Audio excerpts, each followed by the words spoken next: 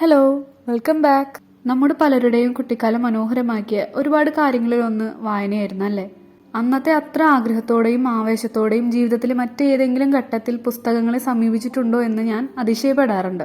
ആ വായനകളിലെ വലിയൊരു ഭാഗമായിരുന്നു ബാലരമയും ബാലഭൂമിയും. നമ്മളെ കഥകളുടെ വിസ്മയലോകത്തേക്ക് കൂട്ടിക്കൊണ്ടുപോയ ബാലപ്രസിദ്ധീകരണങ്ങൾ. ബാലരമയാണ് ഞാൻ ആദ്യം വായിച്ചു തുടങ്ങുന്നത്. കൂട്ടുകാരി കൊണ്ടുവന്ന് തരുന്നതായിരുന്നു. അവളത് സ്കൂളിൽ കൊണ്ടുവരുന്ന ദിവസം നോക്കി കാത്തിരിപ്പാണ്. ഊഴമിട്ട് വായിക്കാനായി മറ്റു കൂട്ടുകാരും കാത്തിരിക്കുന്നുണ്ടാവും.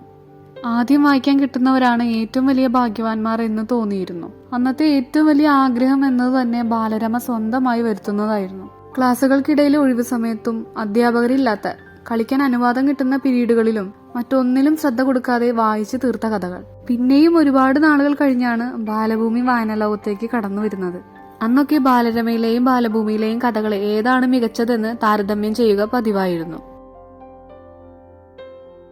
നമ്മൾ ഒരുപാട് രസിച്ചു വായിച്ച കഥകൾ ബാലരമയിലും ബാലഭൂമിയിലും ഉണ്ടായിരുന്നു. ബാലരമയിൽ മായാവി, ശിക്കാരി ശംഭു, മന്ത്രിയുടെ തന്ത്രങ്ങൾ, ശുപ്പാണ്ടി, സൂത്രൻ, ജംഗിൾ ബുക്ക്, മായാജാല കഥകൾ, ജമ്പനും തുമ്പനും, കാലിയ, പപ്പൂസ്, മൃഗാധിപത്യം, അക്കു ഇക്കു തുടങ്ങിയവയും.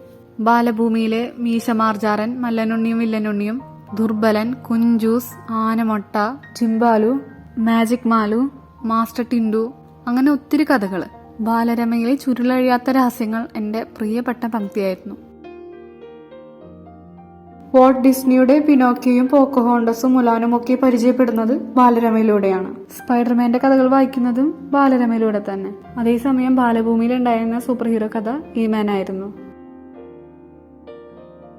ചിത്രകഥകൾ മാത്രമായിരുന്നില്ല ഇവയിലുണ്ടായിരുന്നത്. ഗുണപാഠ കഥകളും ഇതുവരെ കേട്ടിട്ട് പോലുമില്ലാത്ത രാജ്യങ്ങളിലെ മനുഷ്യരുടെ കഥകൾ പറഞ്ഞ നാടോടി കഥകളും മറ്റു പല തുടർക്കഥകളും ഈ പ്രസിദ്ധീകരണങ്ങളിലൂടെ നമ്മൾ വായിച്ചു രസിച്ചു. കഥകൾ മാത്രമായിരുന്നില്ല ബാലരമ അല്ലെങ്കിൽ ബാലഭൂമിയിൽ ഉണ്ടായിരുന്നത്. കുട്ടിക്കവിതകളും പദപ്രശ്നങ്ങളും വഴികാണിക്കലും ശാസ്ത്ര സാങ്കേതിക കാര്യങ്ങളെക്കുറിച്ചുള്ള വിവരണങ്ങളും ക്വിസ്, കളറിംഗ് മത്സരങ്ങളും ഒക്കെ അവയിലുണ്ടായിരുന്നു.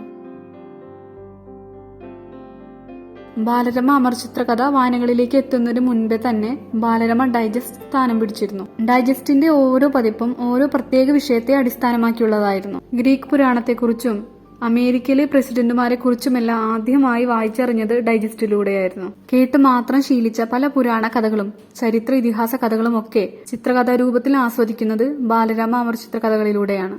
ഒരു ചിത്രകഥ ഇത്രയധികം പേജുകളിൽ വായിച്ചു രസിക്കാനാവുക എന്നത് തന്നെയായിരുന്നു അമർചിത്രകഥകളുടെ ആകർഷണം. ഈ വാരികകൾക്കൊപ്പം കിട്ടിയിരുന്ന സമ്മാനങ്ങൾ ആർക്കും മറക്കാനാവുമെന്ന് തോന്നുന്നില്ല. പ്രശസ്തരുടെ മുഖമുള്ള നെയിം സ്ലിപ്പുകൾ, മുഖമൂടികൾ, സ്റ്റിക്കറുകൾ തുടങ്ങി പല സമ്മാനങ്ങളും നമുക്ക് ലഭിച്ചിരുന്നു. ഇതിനിടയിൽ വായനയിലേക്ക് എവിടെ നിന്നൊക്കെയോ ബാലമംഗളവും തളിരും പൂമ്പാറ്റയുടെ ചില പഴയ ലക്കങ്ങളുമെല്ലാം കയറി വന്നു. ഇന്ന് സീരീസുകളുടെ പുതിയ എപ്പിസോഡുകൾക്ക് വേണ്ടി കാത്തിരിക്കുമ്പോൾ ഓർമ്മയിലെത്തുന്നത് തുടരുമെന്ന് എഴുതി നിർത്തുന്ന ചിത്രകഥകളുടെ പുതിയ അധ്യായത്തിനായുള്ള കാത്തിരിപ്പാണ്. മഴക്കാലത്തെ ബൾബുകൾ സമരം ചെയ്യുന്ന നനഞ്ഞ സന്ധ്യകളിൽ, ചിമ്മിനി മെഴുകുതിരി വെട്ടങ്ങളിലും, അവധിക്കാലങ്ങളിലെ ഉഷ്ണിച്ച പകലുകളിലും ക്ഷീണിച്ച വൈകുന്നേരങ്ങളിലുമെല്ലാം ലോകത്തിന്റെ വലിയ വാക്കുകൾക്ക് ചെവി കൊടുക്കാതെ നമ്മൾ ആഴ്ന്നിറങ്ങിയ കഥാലോകങ്ങളെ ഒരു പുഞ്ചിരിയോടെ അല്ലാതെ ഓർക്കാൻ കഴിയില്ല. ആഹ്ലാദഭരിതമായ വായനാക്കാലം ഓർമ്മയിലൂടെ മാത്രം തുഴഞ്ഞെത്താനാവുന്ന അത്ര ദൂരത്തിലാണെന്ന് മനസ്സിലാക്കുന്നു. കുട്ടിക്കാലത്ത് നിങ്ങളെ രസിപ്പിച്ച, ആഹ്ലാദിപ്പിച്ച ആ ചിത്രകഥാ പുസ്തകങ്ങൾ ഏതൊക്കെയാണെന്ന് അഭിപ്രായം പറയാൻ ശ്രമിക്കണേ. അപ്പോൾ അത്രയ്ക്കുള്ളൂ. ബായ്.